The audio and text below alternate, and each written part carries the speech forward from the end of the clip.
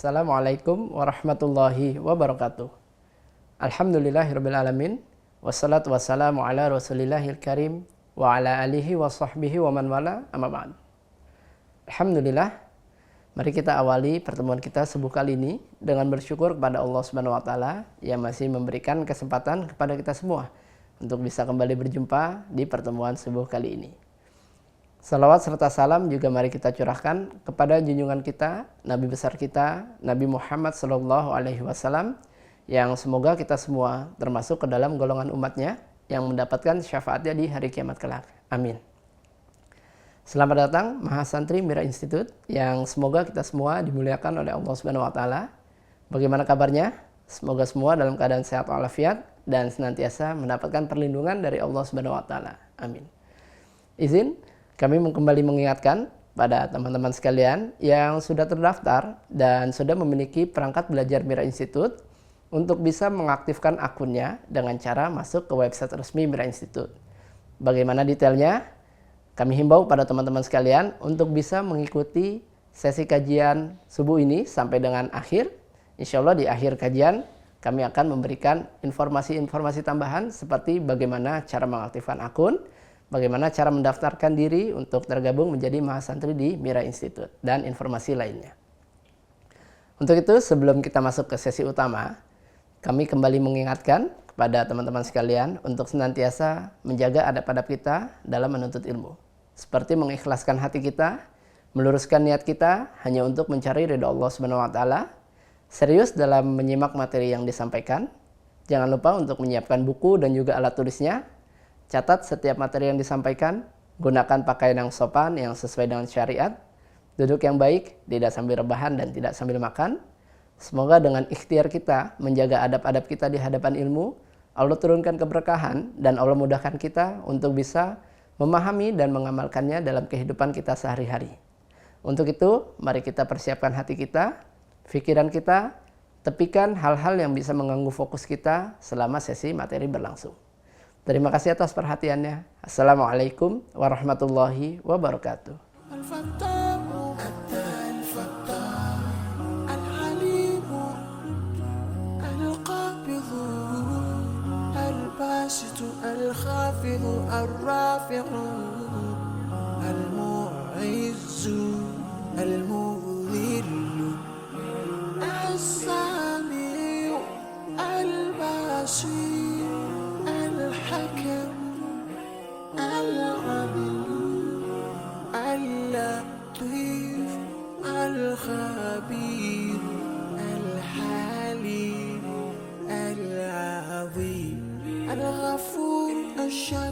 Bismillahirrahmanirrahim. Assalamualaikum warahmatullahi wabarakatuh.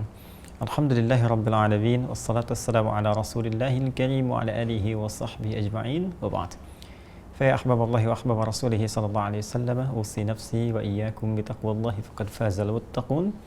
Fala tamutunna illa wa antum muslimun. Faqala ta'ala: Ya ayyuhalladzina amanu taqullaha haqqa tuqatih wa la tamutunna illa wa antum muslimun.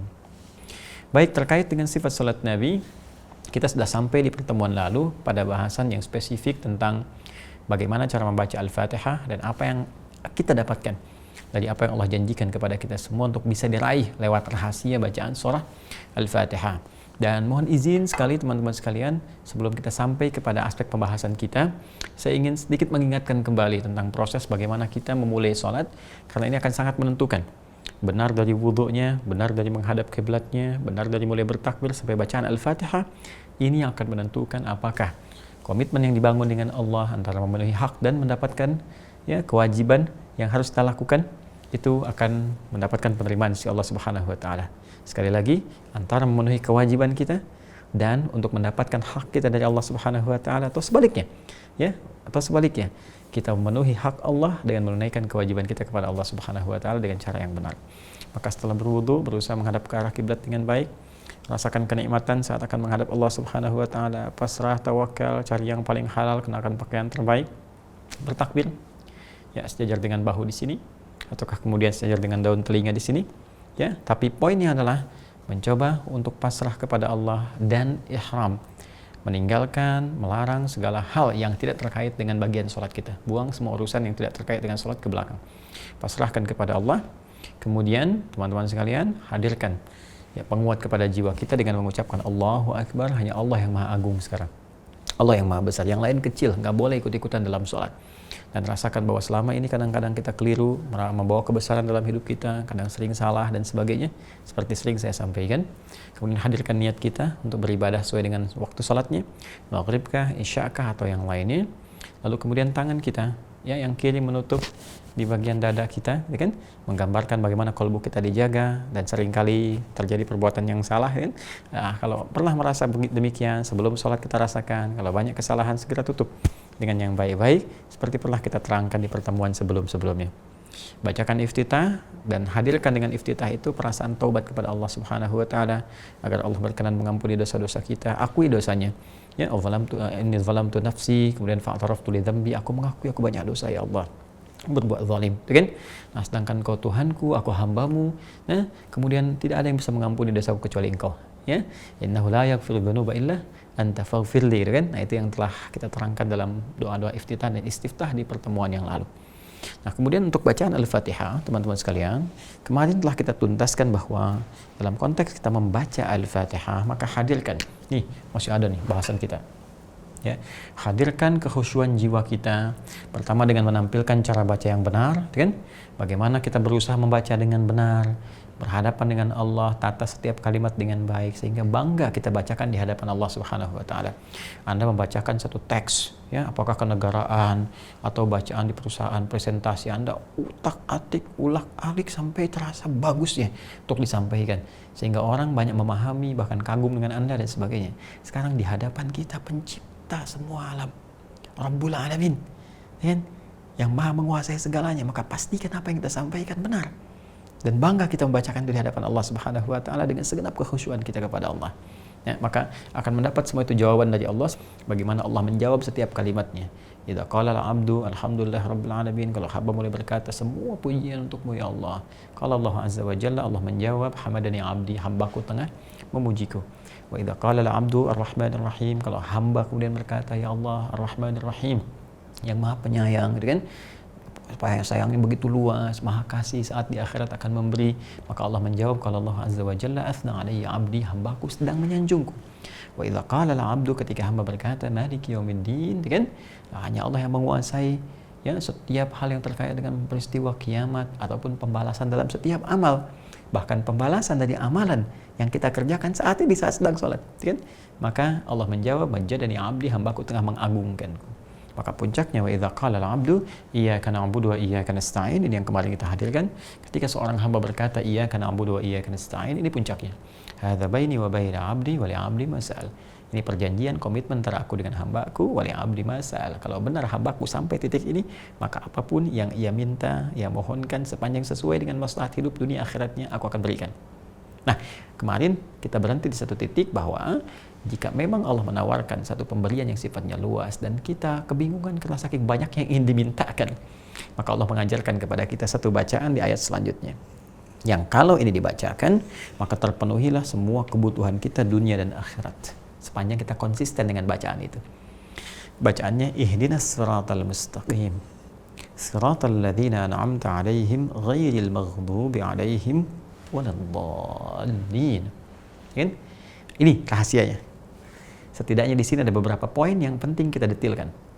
Nah, yang pertama, awas hati-hati ya, nanti kalau sudah sholat, kemudian kita dalam proses sholat itu membaca Al-Fatihah, ketika sampai ke titik ini harus paham kita.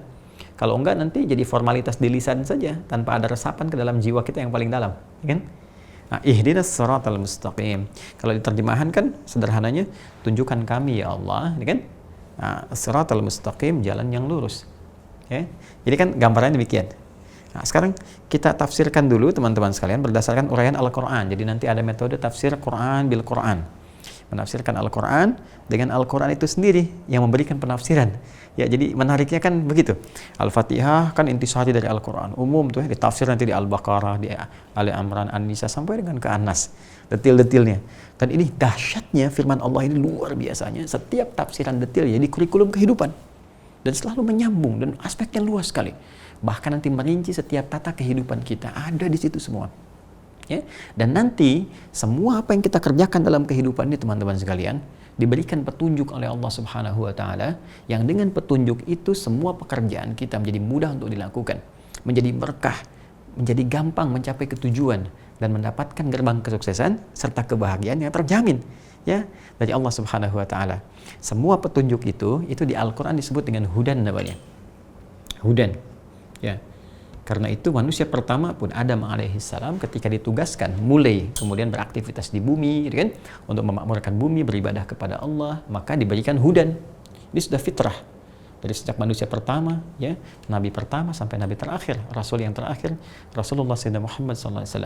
Dan untuk kisah Nabi Adam alaihissalam di Quran, misalnya surah kedua Al-Baqarah ayat 38, ya, paling kanan sebelah atas. Qul nahbitu minha jami'a fa imma ya'tiyannakum minni hudan. Faman tabi'a hudaya fala khaufun 'alaihim wa lahum yahzanun. Mulai sekarang turun. Tiba saatnya melakukan aktivitas di bumi, membawa misi yang telah ditetapkan oleh Allah yang dilekatkan kepada manusia. Maka manusia pertama Adam alaihissalam turun beserta istrinya, kan? Nah, kemudian saat turun itu diberikan oleh Allah petunjuk kehidupan, hudan. Ya, hudan inilah yang kalau kita kerjakan, kalau kemudian kita komitmen dengan itu, fala khaufun 'alaihim wa lahum yahzanun, maka semua tugas yang akan dijalani di muka bumi itu Allah jamin, la khauf 'alaihim, tidak akan pernah mengalami kegelisahan, selalu tenang. Ya, jadi mengerjakan apapun akan dijamin tenang oleh Allah. Kemudian walahum yahzanun, dan tidak pernah merasa sedih. Ya, sedih itu kan lawannya apa? Senang. Jadi sebetulnya misi kehidupan dunia itu tenang dan senang. Dimanapun itu. Di rumah tangga, di pekerjaan, di aktivitas sosial dan sebagainya, harusnya tenang dan senang. Dan fitrah hudan ini nanti di setiap generasi, karena nanti Adam Hawa menyatu kembali, kemudian di situ mulai melahirkan keturunan yang menyebar. Quran surah keempat An-Nisa, mukaddimahnya ayat yang pertama, ya ayyuhan nasu taqu rabbakumul ladzi khalaqakum min nafsin wahidah, Adam, wa khalaqa minha zawjaha, Hawa, wa batta minhuma rijalan katsiran wa nisaa. Ya, kita semua dari Adam dan Hawa muncul keturunan, menyebar kemana-mana, kan? Nah, nanti penyebarannya didetilkan di Quran surah ke-49 Al-Hujurat, ya, di ayat yang ke-13, ya ayyuhan nas. Jadi di An-Nisa ayat 1 ya ayyuhan nas, ini Al-Hujurat ayat 13 ya ayyuhan nas. Ya ayyuhan nasu inna khalaqnakum min dzakarin wa untha wa ja'alnakum syu'uban wa qabail lita'arafu. Kan? Hai semua manusia, aku jadikan dari semua anak cucu Adam itu ada laki-laki, ada perempuan. Kemudian mereka menyebar. Ya, ada nanti yang membentuk komunitas, kata Al-Quran, syu'ub itu komunitas. Ya, sampai nanti lebih besar lagi. Dari mulai keluarga, RT, RW, kecamatan, terus sampai dengan negara, bahkan benua. Wa qabail, suku-suku. Bahkan di setiap daerah ada sukunya sendiri. Ya kan? Di Jawa ada sukunya, di Indonesia aja berapa sukunya itu? Luar biasa, ya. Kekhasan tersendiri. Lita'arafu, supaya mereka saling membangun harmoni dalam kehidupan, berinteraksi, membangun harmoni. Inna akramakum indallahi atqakum, yang paling mulia di antara interaksi itu, yang paling menjaga hukum-hukum Allah, mengamalkan diri takwa kepada Allah Subhanahu wa taala. Nah, dalam konteks penyebaran ini, kemudian setiap berganti generasi Allah utus lagi nabi, rasul sesuai masanya untuk mengingatkan kembali, ya, dan untuk menunjukkan sayang Allah, supaya setiap masa walaupun eranya berganti ditunjukkan supaya nggak jauh dari petunjuk Allah. Allah tetap menginginkan setiap generasi itu tugasnya tenang dan senang dimanapun beraktivitas, karena manusia itu luar biasa. Bekal ilmu pertama diberikan, wa 'allama Adam al-asma'a kullaha, Al-Baqarah ayat 31. Ya Allah berikan potensi kecerdasan luar biasa untuk menggali segala hal sekitarannya. Jadi begitu melihat jadi data jadi informasi knowledge, jadi pengetahuan, kemudian jadi karya yang dinikmati dalam kehidupan. Makanya selalu berkembang setiap masa. Tapi dahsyatnya dalam setiap perkembangan itu Allah menginginkan tetap terhubung dengan Allah. Bagaimanapun kalian akan pulang, akan meninggal. Sehebat-hebatnya ilmu, sekaya-kayanya dari harta, setinggi-tingginya kedudukan, tetap meninggal juga. Butuh jalan untuk pulang. Dan nikmati semua. Nikmat rumah tangga, tenang, senang, tenang, senang. Pekerjaan tenang, senang. Maka turun hudan juga. Semua. Ya, sampai ke Nabi Muhammad SAW. Nabi Musa juga dapat hudan. Ya, misalnya Quran surah ke-17 kan? Di ayat yang kedua. Wa ataina Musal kitaba, kami berikan kepada Musa kitab petunjuk untuk umatnya. Ya, wa ja'alnahu hudan li bani Israil, dan kami jadikan kitab yang kami berikan pada Musa itu nanti Taurat, kan? Hudan li bani Israil. Ya, petunjuk kehidupan untuk Bani Israel, khusus Bani Israel saja, ya kan? Nanti ada Nabi Isa, wa atainahul Injil. Ya, kami berikan kepada Isa alaihissalam Injil, fi hudan wa nur. Ya, di dalam Injil itu di Al-Maidah disebutkan dia ada hudan juga petunjuk semua gini. Petunjuk hidup, petunjuk hidup, petunjuk hidup. Termasuk nanti terakhir, karena Nabi Muhammad SAW, teman-teman sekalian, Rasul yang paling akhir, umatnya paling banyak, mencakup sampai akhir kehidupan. Jadi kalau yang sebelum beliau SAW itu umatnya terbatas. Ya makanya tadi Musa diberi Taurat alaihissalam untuk Bani Israel saja. Isa juga demikian. Nanti Nabi Ibrahim dikasih suhuf Ibrahim wa Musa. Itu pun untuk umatnya saja lokal sifatnya. Ya.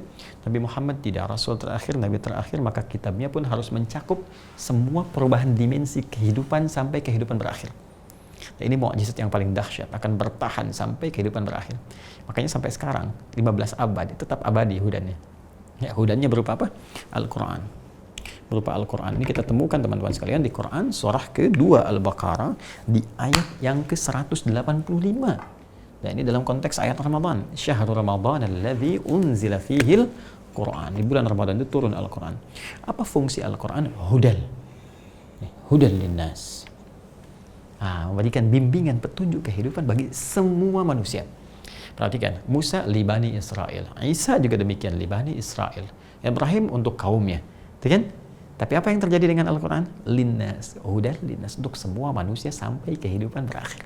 Sekali lagi, sampai kehidupan berakhir. Dan Al-Quran itu, firman Allah, mencakup di dalamnya 114 surah itu teman-teman sekalian, 30 juz, 6.236 ayat, itu semua petunjuk hidup kita yang akan kita alami sampai kita wafat. Ya, sampai kita wafat, sampai kita kembali kepada Allah Subhanahu wa taala. Ada di situ semua. Nah, hudan ini dari kata hada, teman-teman sekalian, yahdi, hadian wa hidayatan, kemudian bentuknya bisa hudan isimnya. Ya kan? Dari kata hada ini asal katanya.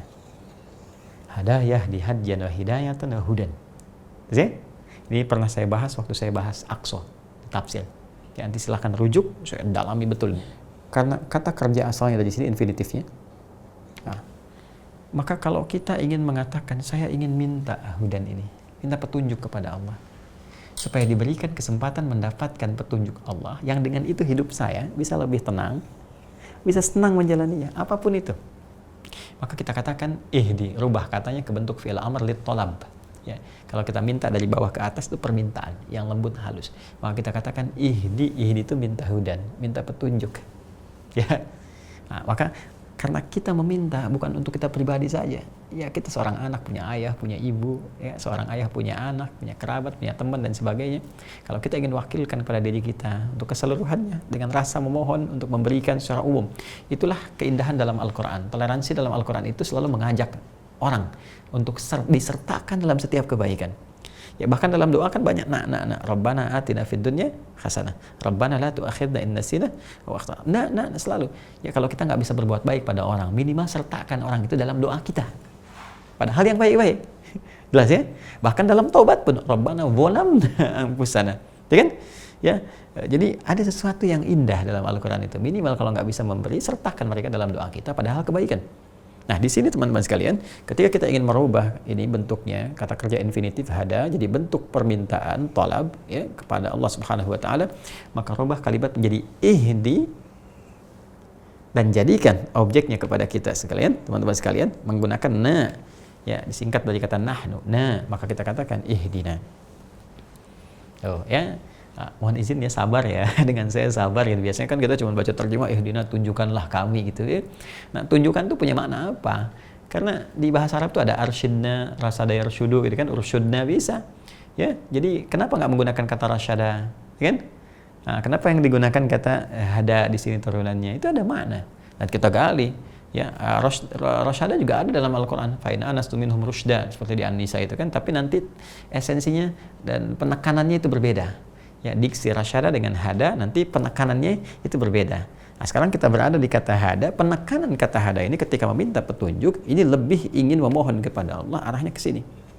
Nah, berikan kami petunjuk ya Allah, yang dengan petunjuk itu kami bisa mendapatkan ketenangan hidup. Ya kan? Bisa mendapatkan kenyamanan, bisa mendapatkan kesenangan, kebahagiaan dan sebagainya, ya. Yang semua bentuk itu as-siratal mustaqim. Ya, adalah jalanmu yang lurus. Ya, ini petunjuk Allah. Tunjukkan kami ya Allah pada petunjuk itu yang membuat kami itu ya bisa tenang, bisa nyaman beraktivitas, dan itulah jalan yang lurus yang Kau turunkan kepada kami. Apa tafsir terbaik dari surat Al-Mustaqim ini teman-teman sekalian? Nah, kita bisa lihat misalnya kalau dengan pendekatan tafsir Al-Quran dengan Al-Quran. Coba buka Quran surah ke-6 Al-An'am. Ya, Quran surah ke-6 Al-An'am. Saya hapus dulu ya, teman-teman sekalian. Insya Allah nih, spidol menemani sampai mau habis ya. Ya, sampai admin lupa gitu. Mana ini? Siapa yang bisa ngasih? Bismillah, coba mana? Jazakallah khair, kasih banyak ya. Semoga Allah muliakan antum. Baik. Nah, teman-teman sekalian, lihat sini Quran surah ke-6 Al-An'am. Oke? Al-An'am. Nah, di ayat yang 153.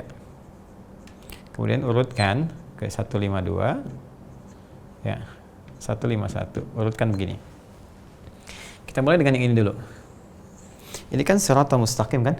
Ihdinas siratal mustaqim, tunjukkan kami ya Allah, itu kan segala kemudahan, ketenangan, kenyamanan dalam hidup. Siratal mustaqim berupa jalan yang lurus darimu. Ya, kalau kita mau balikin, tunjukkan kepada kami, bimbing kami ya Allah, jalan petunjuk yang lurus darimu itu yang membuat kami hidup ini senang dan tenang. Jelas ya? Ambil ini ya. Nah, apa yang dimaksud siratal mustaqim ini? Membuat kita bisa tenang, nyaman, enak hidup dan sebagainya. Balik ke sini.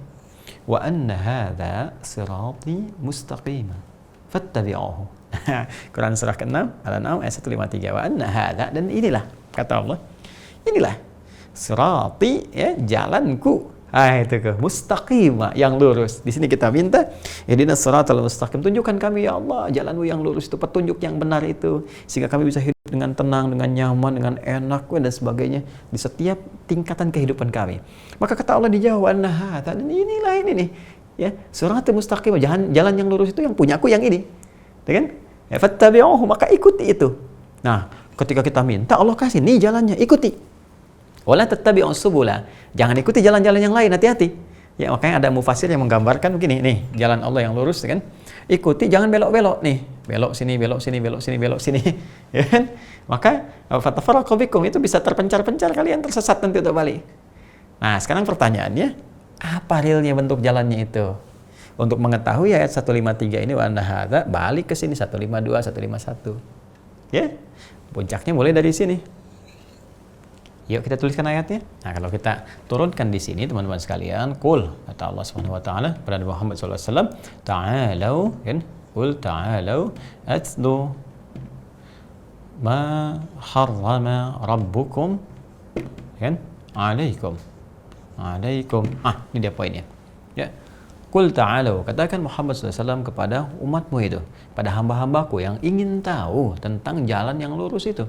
Ya, tentang petunjukku itu yang aku sampaikan, wa anna hadza sirati mustaqimah, kan? Yang kalian bacakan di surah Al-Fatihah itu, ihdinas siratal mustaqim. Seperti apa jalannya itu?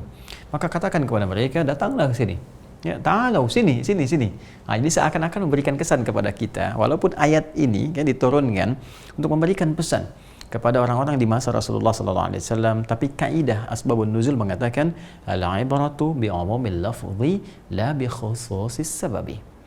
Ibrah, satu hukum, satu hikmah, satu gambaran, pelajaran itu tidak dikhususkan pada satu kejadian sepanjang lafadznya itu bersifat umum. Jadi kalau lafadznya umum, tidak ada takhsis, tidak ada pengkhususan pada umat itu saja atau pada nabi saja, maka dia hukumnya dan hikmahnya bersifat umum. Seperti doa misalnya dalam suasana haji kan, wa minhum may yaqulu rabbana atina fid dunya hasanah wa fil akhirati hasanah wa qina adzabannar. Al-Baqarah 201 itu kan. Itu kan asalnya doa haji, tapi lafadznya umum. Karena itu seringkali kita bacakan dalam berbagai hal kesempatan. Ya karena sering dibacakan sampai orang menyebut dengan doa sapu jagat, kan? Baik. Nah, kembali ke sini teman-teman sekalian. Ya, maka ayo sini. Yang pengen tahu jalannya Allah ke sini. Yang pengen tahu petunjuk supaya kalian hidupnya senang, tenang, nyaman dalam kehidupan sini. Ya, atlu ma harrama rabbukum alaikum. Aku akan bacakan pada kalian ketentuan hukum-hukum Rabb. Ya, Tuhan yang merawat kita, menyayangi kita. Ini akan dibatasi oleh Allah. Ini aja nih. Ya, ini aja, dan ini sangat sederhana. Ini rumus yang sangat dahsyat dalam fikih, dalam kaidah fikih teman-teman sekalian. Saking sayangnya Allah. Ya, Allah menjaga kita, memberikan yang terbaik pada kita, yang mengandung maslahat dan menjauhkan kita dari segala yang berbahaya. Menjauhkan kita dari segala yang berbahaya, itu yang disebut larangan namanya, nahyi. Jadi kalau Allah melarang kita dalam bentuk pengharaman, itu cara memandangnya bukan menjadi beban, tapi cara pandangnya ada sesuatu yang berbahaya di balik yang haram ini. Ya, ada sesuatu yang membahayakan untuk kita. Ada sesuatu yang sangat dahsyat akibatnya yang berbuat buruk untuk kita. Karena itu Allah larang, karena sayang. Kalau nggak sayang dibiarkan. Itu cara pandangnya. Sebaliknya kalau ada sesuatu yang ditekankan, diwajibkan, ada kebaikan. Saking sayangnya Allah jadi wajib untuk kita, dipaksa kita dapat kebaikan itu. Ya, larangan juga begitu, dipaksa kita untuk keluar dari keburukan itu. Makanya hukum mengerjakan larangan. Kenapa ada dosa di situ? Untuk menguatkan diri kita untuk menjauhi. Ya, mudah bagi Allah mengatakan, terserah kamu kalau pengen silahkan saja. Tapi rahman Allah mendahului ya segala hal yang terkait dengan murkanya. Sayang Allah, kasih Allah, itulah ya Rahman. Kalau nggak sayang nggak mungkin dijaga. Karena itu di sini ada prinsip teman-teman sekalian. Sebetulnya yang dilarang itu sedikit, yang diharamkan itu sedikit. Ya, yang lain itu silahkan. Nah, ketika kita mampu menjauhi yang dilarang ini, yang jelek-jelek ini, maka kebaikan akan datang. Rumus hidup kan begitu, ya kan? Selalu berlawanan. Quran surah 51 ayat 49. Wa min kulli syai'in khalaqna zawjaini la'allakum tadhakkarun. Semua hal dalam kehidupan itu berlawanan, berpasangan. Punya pasangan supaya kamu sadar hanya Allah yang tidak punya pasangan. Karena itu ada laki-laki, ada perempuan, ya. Kemudian ada apalagi misalnya ada jantan, ada betina, putik, benang sari, ada tua, ada muda, siang, malam, semua bahkan ke sifat. Nah, dalam sifat ada baik, ada buruk. Artinya apa? Kalau kita terbiasa meninggalkan yang buruk, maka yang baiknya akan naik. Kalau orang terbiasa meninggalkan yang baiknya, maka yang buruk akan naik. Kalau nggak percaya silakan. Orang bergaul dengan yang salah, yang soleh ditinggalkan, maka semua kata-katanya salah. Kan? Kosakatanya buruk, bahkan bicara baik pun jadi aneh. Ya, orang biasa misalnya di lingkungan yang kotor, yang jelek, yang apa, yang banyak maksiatnya, jarang ketemu orang assalamualaikum, jarang. Sebaliknya misalnya orang rajin ngaji, rajin taklim, nggak akan mungkin berkata-kata yang kotor. Ya, kenapa? Karena baiknya biasa. Karena itu rumus untuk menjadi baik sebetulnya sederhana, tinggalkan yang jeleknya. Ya, karena itu yang jelek ini saat ditinggalkan dikasih hukum haram. Jadi yang haram ini ketika diharamkan ingin membuat kita baik, begitu cara menilainya. Ya, pengertian terbalik mafhum mukhalafahnya demikian. Jadi ketika kita mendapatkan larangan dari Allah berhukum haram, bukan olok-olok, jangan mengolok-olok. Kebiasaan orang-orang dulu tuh ada yang mengolok-olok, yang suka mengolok-olok perintah Allah. Ya, awas ada hati-hati betul dengan kebiasaan-kebiasaan semacam ini. Haram ya, tapi enak ya. Nah, itu sesuatu yang salah gitu. Ya, sesuatu yang tidak tepat. Kalau itu kembalikan kepada pemahaman ini, lalu kita terapkan di sini. Nah, Allah saking sayangnya kepada kita, ya, atlu ma harrama rabbukum alaikum. Memerintahkan Nabi SAW membacakan, memahamkan kepada kita, ini loh, ini yang diharamkan oleh Allah kepada kita semua. Cara bacanya dengan cara pandang tadi. Yang dengan mengharamkan ini artinya melarang yang jelek-jelek. Kalau yang jelek-jelek ini sudah kita tinggalkan, maka lawannya yang baik-baik, yang bagus-bagus, itu akan datang secara otomatis. Jadi syaratnya apa? Kalau ingin mengikuti jalan Allah Subhanahu wa taala, itu kan wa an hadza sirati mustaqima in ihdinas siratal mustaqim, maka ini berikut ini kata Allah, tinggalkan yang berikut ini. Ada komitmen yang harus dibangun. Apa di antaranya? Alla tusyriku bihi syai'a wa bil walidaini ihsana. Pertama, bangun hubungan baik dengan Allah. Ya? Anda minta diberikan petunjuk yang baik, Anda minta diberikan ketenangan, kedamaian, kesenangan dan sebagainya, tapi hubungan Anda dengan pemberi semua itu buruk. Bagaimana mungkin bisa didapatkan? Karena itu yang pertama kali jangan khianati Allah dalam ketauhidannya. Ya, nah pengkhianatan dalam ketauhidan itu dua. Satu kufur, kedua syirik. Ya, dan syirik itu mencakup nanti. Ya, syirik itu mencakup pada segala hal yang bertentangan dengan mengesahkan Allah Subhanahu wa taala. Inna syirka la dzulmun adzim. Syirik itu sesuatu yang sangat besar. Makanya kata Allah, la tusyriku bihi syai'a. Alla tusyriku bihi syai'a. Pertama, jangan syirik. Jadi kalau Anda ingin mendapatkan ini, Allah akan berikan, Anda minta.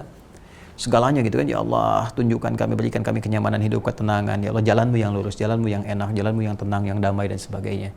Boleh kata Allah, aku akan berikan. Nah, ini satu permintaan yang dibacakan semua dikasih, tapi ini mengandung komitmen. Jadi jangan sampai kita bacakan di Al-Fatihah ihdinas siratal mustaqim, baca pengen ya Allah yang tenang, yang nikmat, yang ini, kata Allah aku kabulkan. Ya, nanti karena nanti di akhir hadisnya ketika selesai kan waladhdallin ini, ya hadza li abdi wa li abdi masal. Qala Allah azza wa jalla, inilah untuk hambaku aku berikan, wa li abdi masal, dan apapun yang hambaku minta aku akan berikan. Sepanjang dia komitmen dengan apa yang dia sampaikan. Jadi ketika dia meminta, tunjukkan kami ya Allah, berikan kami ketenangan hidup, kedamaian, ketentraman, jalanmu yang lurus itu, kata Allah ini jalanku. Tapi kamu komitmen ikuti jalan ini. Fattabi'uhu. Tuh. Ya, 153-nya fattabi'uhu, ikuti ini. Apa yang diikuti? Bangun hubungan baik dengan Allah. Jangan sekali-kali musyrik. Kan? Jangan minta kepada selain Allah Subhanahu wa taala. Jangan datang ke orang-orang yang seakan-akan memberikan berita gaib ini itu dan sebagainya, dukun, apalah itu namanya, ya, dan sebagainya. Ya, menuhankan benda-benda dan seterusnya. Kembalikan kepada Allah Subhanahu wa taala. Jangan menyimpang. Wabil walidaini ihsana. Bangun hubungan baik dengan orang tua. Tuh, ada beberapa poin. Ya. Silakan Anda komitmen bangun hubungan baik dengan Allah, berbakti kepada kedua orang tua, ya kan? Jangan kemudian menafikan rezeki Allah terutama kepada anak-anak. Sampai ada yang tega kemudian menyengsarakan anak, sampai ada yang membunuh anak, ya Allah, karena takut miskin, takut apa, macam-macam. Tidak. Nahnu narzuquhum wa iyyakum. Kami akan beri rezeki kepada mereka. Langsung jawabannya dari Allah. Ya. Langsung jawaban turun dari Allah. Kami akan beri rezeki kepada mereka. Bahkan dari mereka itu bisa memberikan kepada engkau. Kalau engkau ikuti ketentuan kami. Banyak anak-anak yang dirawat dengan baik dengan hukum Allah tiba-tiba memberikan kebaikan pada orang tua. Kok bisa anak yang hafal Quran, anak orang tuanya ikut umrah, ikut haji, ikut dapat kebaikan, mudah, nggak ngasih lagi tabungan untuk pendidikan mereka. Sekarang betapa banyak anak-anak hafal Quran mendapatkan beasiswa. Orang tua kan nggak capek lagi, ya kan? Nah, kemudian mohon izin teman-teman sekalian, dari mulai menepati janji, jangan mencuri, jangan korupsi, jangan zina dan sebagainya. Hanya beberapa poin saja. Ayat 151, 152 sampai sini. Intinya apa? Kalau kita bisa meninggalkan maksiat yang Allah larang dan konsisten pada jalan kebaikan, itulah siratal mustaqim. Maka Allah menjamin Anda akan dibimbing, diberikan, diarahkan oleh Allah untuk mendapatkan ketenangan, kesenangan dalam setiap tatanan hidup dunia apapun yang Anda kerjakan. Sebagai apapun selama itu baik. Sepanjang konsisten menepati hukum Allah, meninggalkan maksiat, mengejar taat. Ya, nggak percaya? Nih contohnya, siratal ladzina an'amta 'alaihim. Kita kan katakan, ya Allah, ya kan? Yaitu jalan, ya kan, yang telah Engkau berikan secara nikmat. Ya, di sini kalimatnya bukan siratal ladzina a'taita, tapi siratal ladzina an'amta, dari kata nikmat. Yaitu jalan-jalan kenikmatan ya Allah yang telah Engkau anugerahkan. Dan kepada mereka, siapa ini? Alaihim nih. Him ini siapa di sini? Nah, kembali lagi ke tafsir Al-Qur'an. Ya, siapa mereka? Kembalikan ke Quran surah keempat An-Nisa, ya, ke surah An-Nisa di ayat ke-69. Quran surah keempat An-Nisa ayat 69. Ya. Apa ayat ini? Balik lagi ke sini teman-teman sekalian. Nih. Wa may yuti'illaha wa rasulahu. Siapa yang mampu menaati Allah dan Rasul, tuh taat lagi. Ya kan? Taat pada Allah dan Rasul itu kan sederhana. Apa di antaranya? Nih, atlu alaikum ma harrama rabbukum alaikum. Ya. Ini dia, qul ta'alu atlu ma harrama rabbukum alaikum. Ini bentuk ketaatannya. Taat kepada Allah itu sederhana, tinggalkan maksiat-maksiat, jadilah pribadi yang baik, kerjakan perintah, jauhi maksiat, tingkatkan taat, hindarkan maksiat. Begitu yang dilakukan, ya. Ini wa may yuti'illaha war rasul. Siapapun secara personal, waman ismun mausulun yadullu 'alal fardiyatil 'ammiyah, kata sambung konjungsi menunjuk pada satu objek atau bahkan subjek yang sifatnya personal tapi umum, seakan mengatakan bahwa kalau Anda pengen tahu nih yang pernah diberi nikmat oleh Allah, ya kan? Maka ini tawarannya semua bersifat personal ke semuanya dan terbuka untuk umum. Jadi seakan-akan ayatnya untuk kita. Kamu pengen? Ada hidayat. Atau Anda, siapapun. Anda, saya, kita pengen? Caranya gampang. Taati Allah dan Rasulnya. Bagaimana menaatinya? Ini dirinci di sini. Tinggalkan semua yang dilarang supaya kita jadi baik.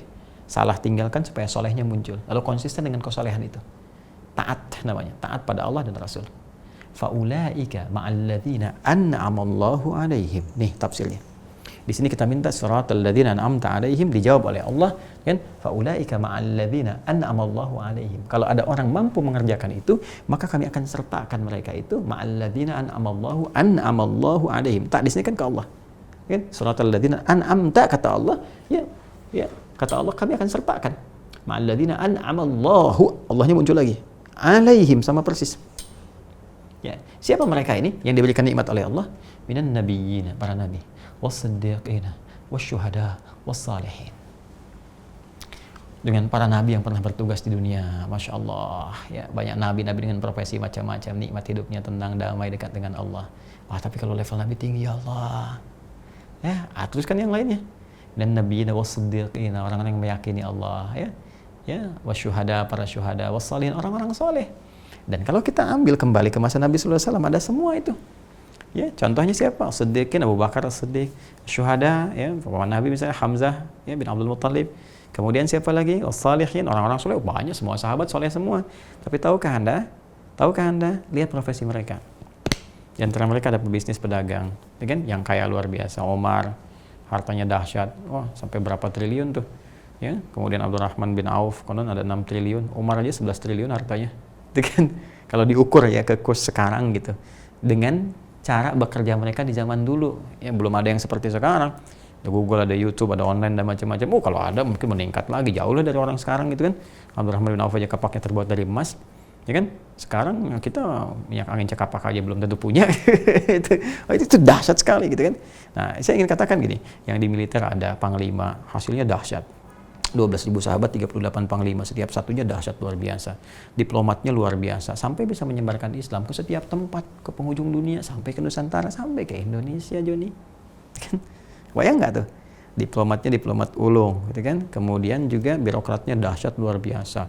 Semua hal yang terkait dengan kehidupan ada, semua miniaturnya ada. Nah, sekarang tinggal tarik ke kita ke sini, teman-teman sekalian. Tarik ke sini. Anda apa profesinya di sini nih?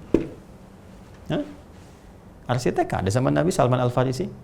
Ya, sampai diambil di ITB jadi Masjid Salman, gitu kan? Apalagi misalnya teman-teman sekalian? Anda pengen tahu apa lagi? Diplomat, banyak sekali diplomat. Sa'ad bin Abi Waqqas ya nyebarkan sampai keluar, kemudian Mu'adz bin Jabal sampai ke Yaman, ya Amr bin As sampai ekspedisi dari mulai Afrika Utara tuh, ya Afrika Utara tuh masuk Mesir, Libya, Tunisia, Aljazair terus sampai dengan ke Syam. Itu semua jadi muslim, jadi baik, bukan cuma muslim, tapi berhasil membangun peradaban, jadi cahaya dan sebagainya. Sampai nanti ke Spanyol, ya di zamannya Musa bin Nusair di Afrika Utara gubernur, kirim Tariq bin Ziyad sampai muncul peradaban 7 abad, itu kan luar biasa dahsyat. Ya, saat masuknya Abdurrahman bin Dakhil pada saat itu, belum Harun ar-Rasyid di Abbasiyahnya, itu kan dahsyat luar biasa teman-teman sekalian. Nah, jadi mau yang mana yang kita inginkan? Dulu orang-orang dulu mengeluarkan kurikulum ini, mereka ikuti dan jadi peradaban, sukses. Jadi cahaya dunia, ilmuwan banyak. Ya, persoalan sekarang kita menjauh dari sini. Ini masalahnya. Saya nggak ikutan. Ini renungan untuk kita semua gitu. Ya, Quran itu kan gini.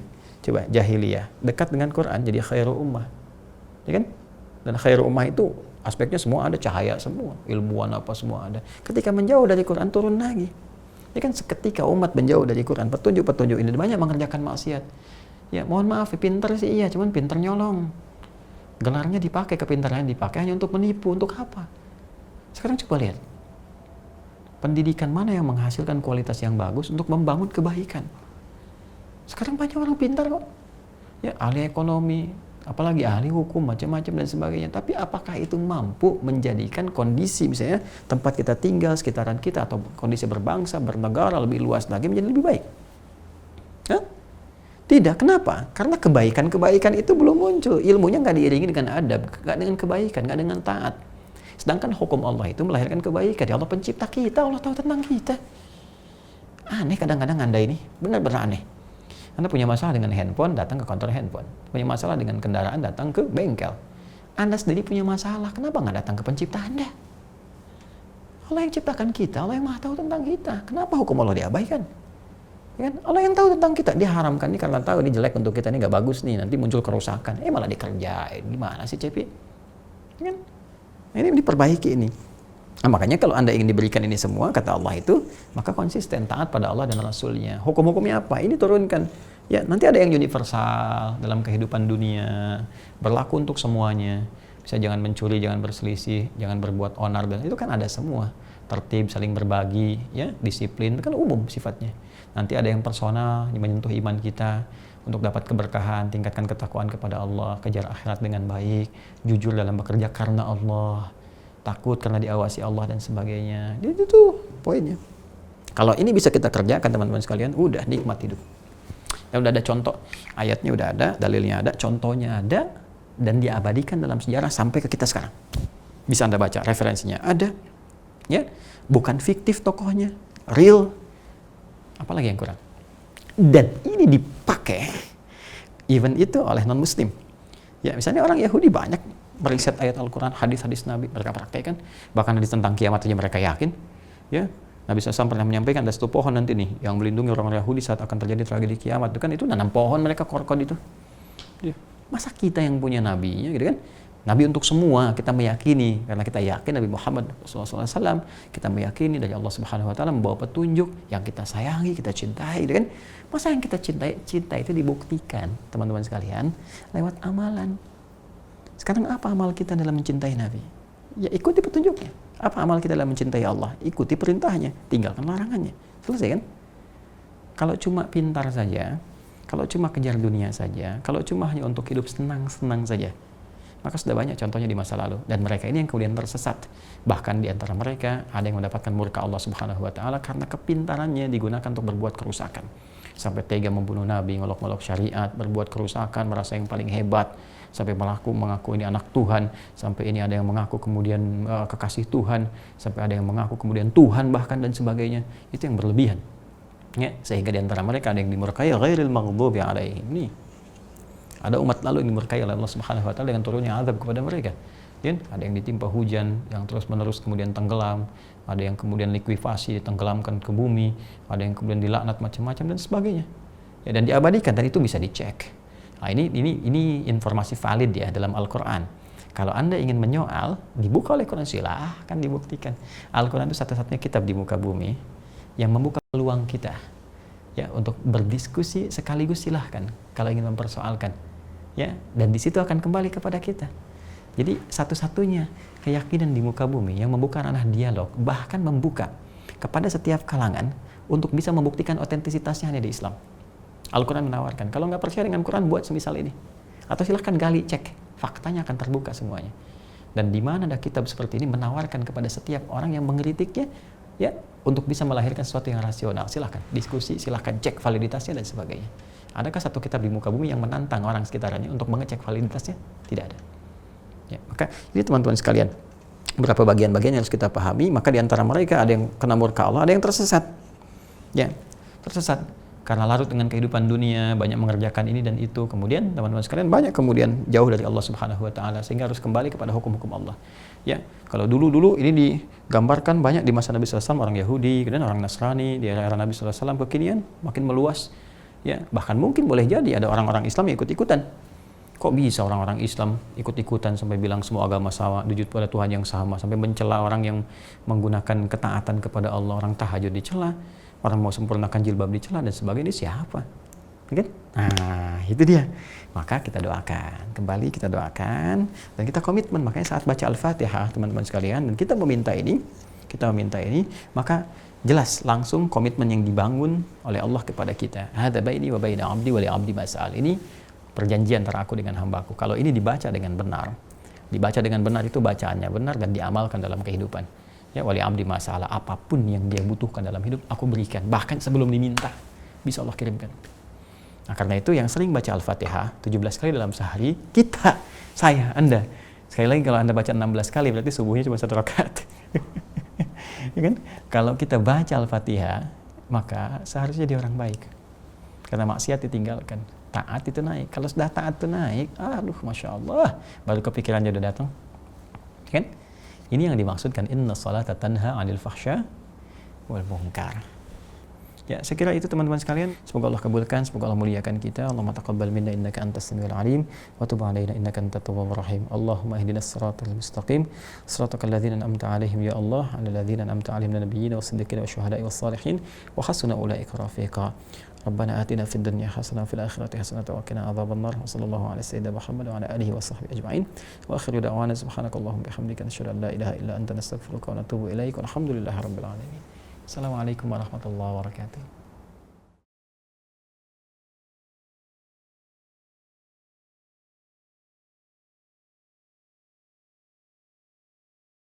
Alhamdulillahirabbil alamin.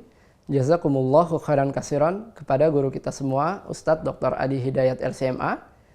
Mari kita bermohon pada Allah Subhanahu wa taala, semoga Allah senantiasa mengampuni dosa dan kesalahan beliau beserta keluarga, memberikan kesehatan dan juga umur yang panjang dalam ketaatan, juga memudahkan segala urusannya, baik urusan dunia maupun urusan akhiratnya. Amin. Dan tidak lupa kita bermohon pada Allah Subhanahu wa taala, semoga ilmu yang disampaikan pada pertemuan subuh ini menjadi ilmu yang bermanfaat untuk kita semua, dan Allah mudahkan kita untuk bisa memahami dan juga mengamalkannya dalam kehidupan kita sehari-hari. Amin. Tidak bosan, kami kembali mengingatkan kepada teman-teman sekalian yang sudah terdaftar dan sudah memiliki perangkat belajar Mira Institute untuk bisa mengaktifkan akunnya dengan cara masuk ke website resmi Mira Institute di mira.quantumakhir.com. Silahkan tekan tombol login dan gunakan username-nya berupa email, juga passwordnya berupa nomor telepon yang sudah teman-teman daftarkan sebelumnya. Untuk passwordnya teman-teman bisa menggunakan dua cara. Sebagai contoh, diawali dengan angka 0 di 0812 sekian. Jika belum berhasil, teman-teman bisa menggunakan angka 62 di awalnya. Sebagai contoh di 62812 sekian.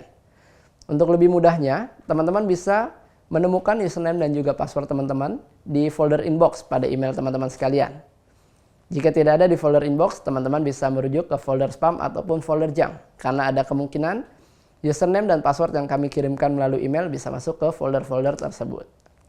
Jika teman-teman sudah menemukan username dan juga passwordnya, silahkan aktifkan akun teman-teman sekalian dengan melengkapi data diri teman-teman sekalian di website Mira Institute. Ya.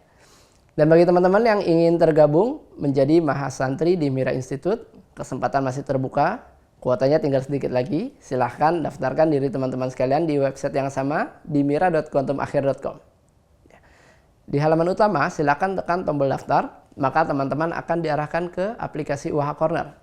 Atau teman-teman bisa mendownload langsung aplikasinya di Google Play Store, silakan cari UH Corner. Ya. Di halaman utama aplikasi UH Corner, pastikan teman-teman memilih paket buku spesial Mira Institute. Jangan sampai salah, pastikan yang dipilih adalah paket buku spesial Mira Institute. Dan pastikan saat teman-teman mendaftar, emailnya aktif dan nomor teleponnya ada WhatsApp-nya, agar tim admin bisa mengirimkan username dan juga password kepada teman-teman sekalian.